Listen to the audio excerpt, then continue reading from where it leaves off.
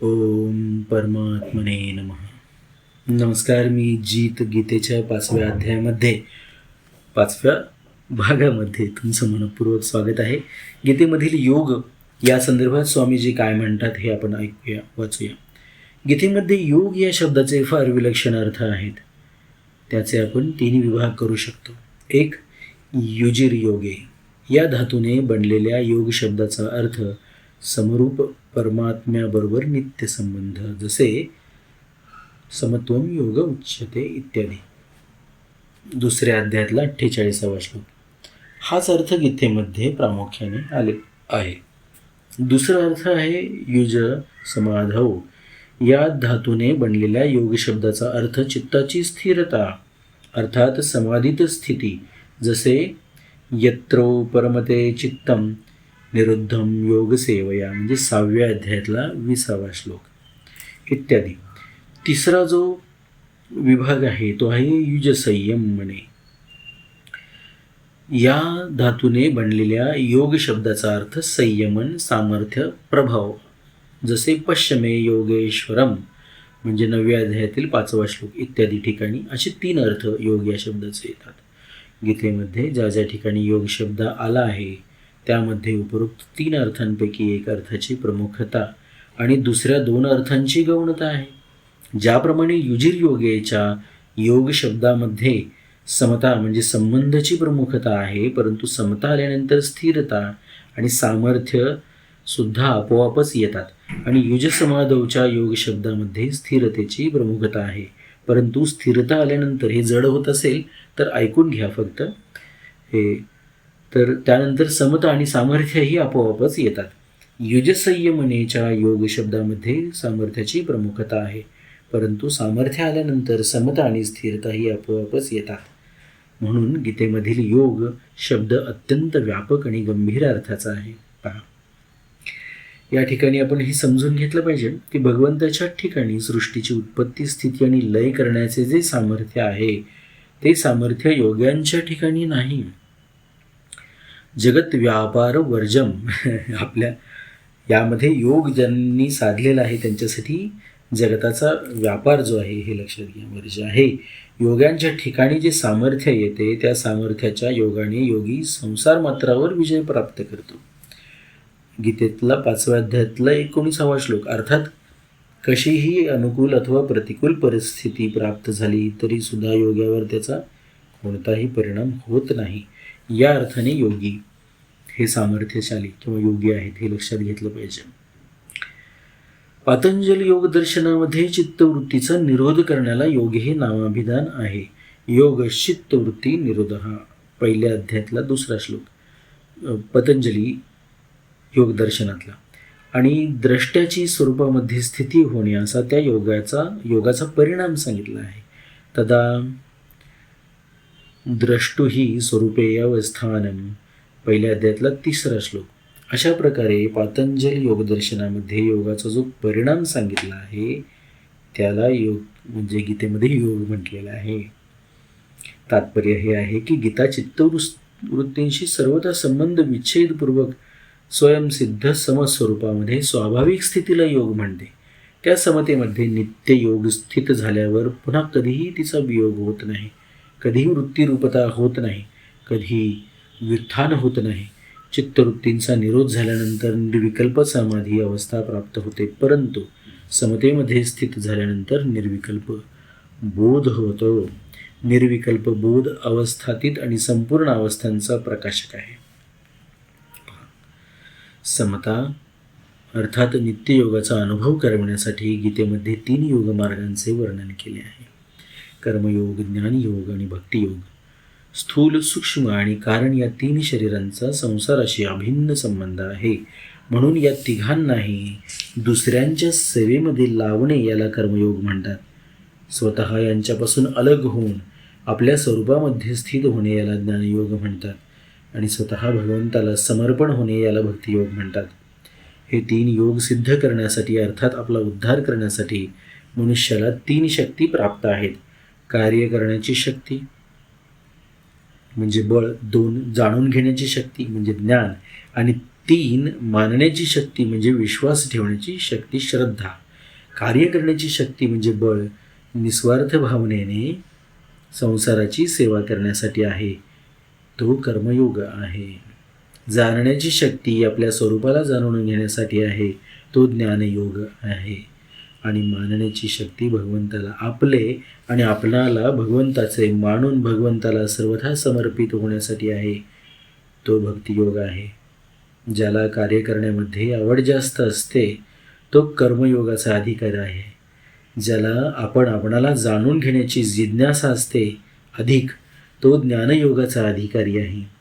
ज्याचा भगवंतावर श्रद्धा आणि विश्वास जास्त आहे तो भक्तियोगाचा अधिकारी आहे.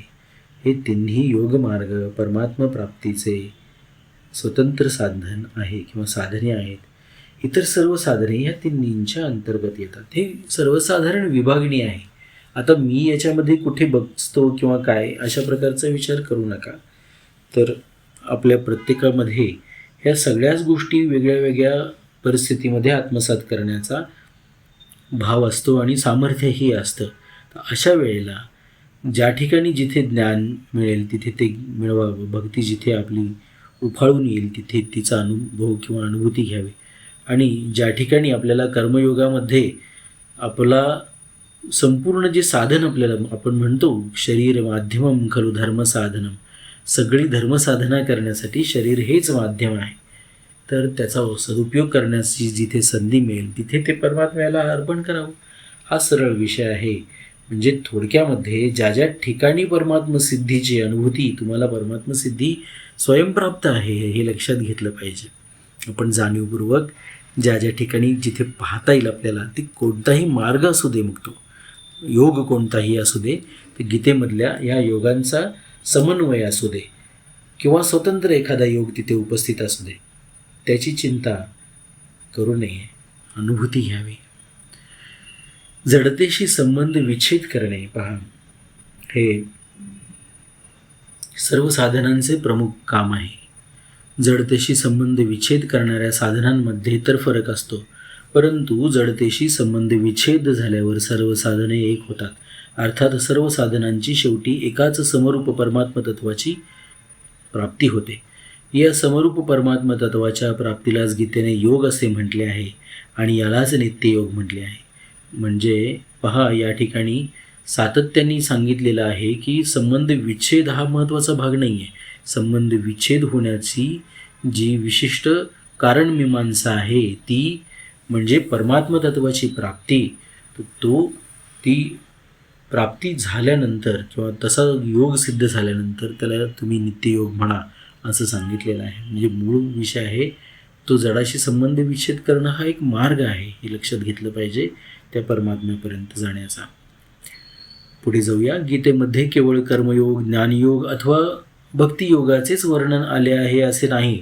यात उपरोक्त 3 योगांखेरीज यज्ञ, दान, तप, ध्यानयोग, प्राणायाम, हठयोग, लययोग इत्यादी साधनांचेही वर्णन केलेले आहे. याचे मुख्य कारण असे आहे की गीतेमध्ये अर्जुनाचे प्रश्न युद्धाविषयी नाहीत तर कल्याणाविषयी आहेत. आणि भगवंताकडून गीता सांगण्याचा उद्देश देखील युद्ध करविण्याचा मुळीच नाही. अर्जुन आपले निश्चित कल्याण इच्छित होते.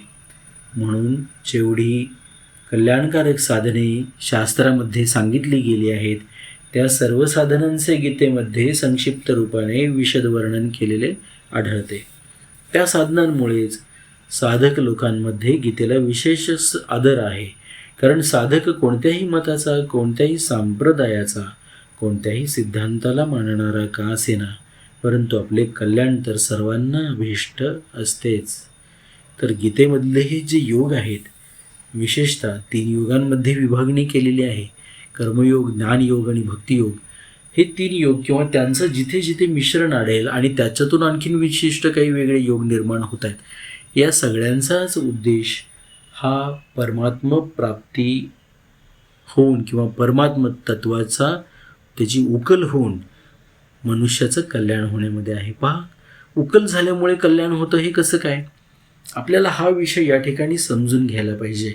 तो असा आहे की एखाद्या विशिष्ट वस्तूचं स्वरूप समजतं आपल्याला, तेव्हा त्या वस्तूचा उपयोग अर्थातच कळतो. उदाहरणार्थ आपण डोळ्यावर चष्मा घालतो. हा चष्मा हे कळाल्यानंतर त्याचा आपण पेनसारखा निश्चितपणाने उपयोग करणार नाही. किंवा जो पेन आहे तो लिखाणासाठी आपण वापरू. किंवा जो मोबाईल आहे त्यात आपण कॉलिंग करू, त्याच्यामध्ये नंबर सेव्ह करू, त्याचे अनंत उपयोग आहेत मोबाईलचे.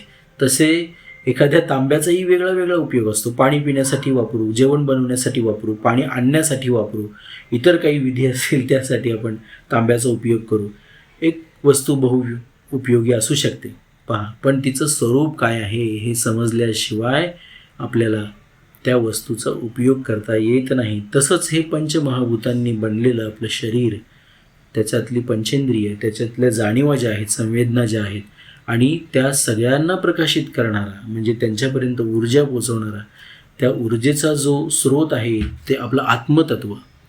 या सगळ्याची आपल्याला त्यांच्या स्वरूपाची जर माहिती असेल, जे पिंडी आहे तेच ब्रह्मांडी, ब्रह्मांडी आहे तेच पिंडी आहे. आपण ज्या तत्वापासून बनलेलो आहोत त्या तत्वाचीच आपल्यामध्ये रचना आहे हे लक्षात घ्या आणि त्या तत्वाचेच सगळे गुण आपल्यामध्ये आहेत, तेच आपलं स्वरूप आहे.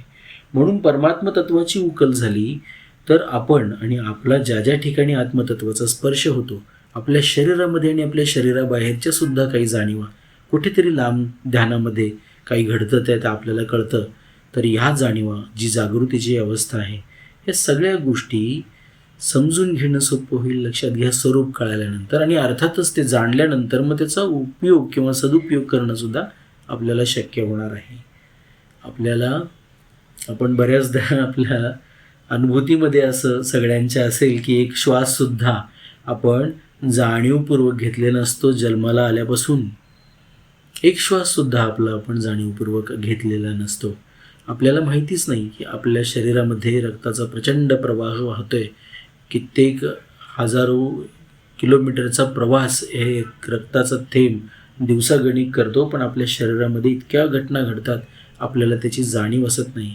आपण पाहतो म्हणजे नेमकं काय घडतं सायंटिफिकली, वैज्ञानिकदृष्ट्या हे आपल्याला माहिती नाही. आपण ऐकतो, आपण बोलतो म्हणजे नेमकं काय होतं, आपल्याला स्पर्श होतो म्हणजे काय होतं, आपल्याला चव लागते एखाद्या पदार्थाची म्हणजे नेमकं काय होतं, या सगळ्या बाबतीत आपलं अज्ञान आहे. आणि मग या सगळ्याचा प्रकाशक जो आत्मा आहे आणि ज्या आत्म्याचा सुद्धा जो जीवात्म्याचा प्रकाशक जो परमात्मा तत्व आहे, ज्यातून हे सगळं निर्माण झालेलं आहे, त्याच्याबद्दल किती घोर अज्ञान आपल्यामध्ये आहे हे आपल्याला सर्वसाधारणपणे या निरूपणातून समजलेलं असेल. मग अध्यात्म का, या प्रश्नाचं उत्तरसुद्धा कुठेतरी तुम्हाला सापडायला सुरुवात झाली असेल. तर आपण पुढे जाऊया. ओम परमात्मने नमः.